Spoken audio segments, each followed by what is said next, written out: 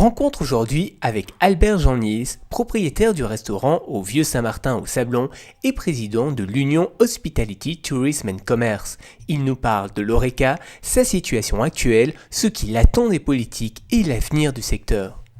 Je crois que pour le moment, les maisons sérieuses, les maisons bien tenues continuent à engendrer des bénéfices et une fréquentation très importante. Évidemment, il y a un écrémage énorme par rapport aux petits amateurs qui malheureusement meurent les uns après les autres. Mais les politiques nous demandent d'installer donc pour l'année prochaine les caisses avec les black box. Ce que je demande, c'est au moins de faire des mesures d'accompagnement beaucoup plus importantes que ce qui a été décidé. Par exemple, il y a des charges sociales qui diminuent pour maximum 5 travailleurs, alors que notre établissement, nous y travaillons à 30. Je ne vois pas pourquoi les établissements plus importants seraient pénalisés par rapport aux plus petits.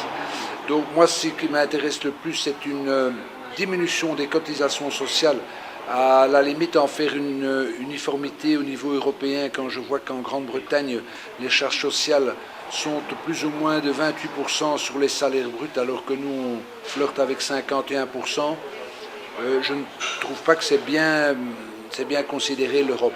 Le deuxième point, il est évident que je suis battu avec la Fédération Horeca sur ce point. Le taux de TVA, qui était de 21% pour tout, est passé à 12% pour la nourriture.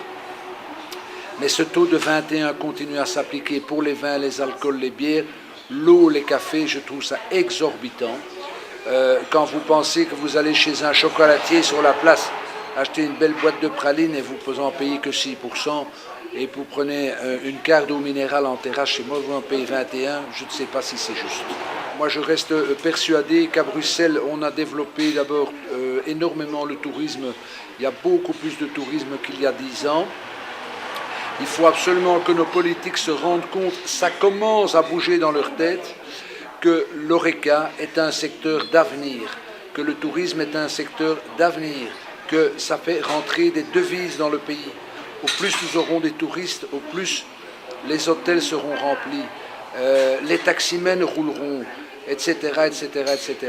Je pense qu'à la ville de Bruxelles, ils l'ont compris. L'Échevin a fait déjà énormément de choses dans cette direction, mais je pense qu'il faut absolument continuer parce que nous sommes quand même au centre de l'Europe, nous sommes la capitale de l'Europe et les gens adorent en général à Bruxelles l'accueil qu'on leur fait par rapport à d'autres grandes villes européennes où l'accueil n'est pas toujours aussi agréable qu'ici.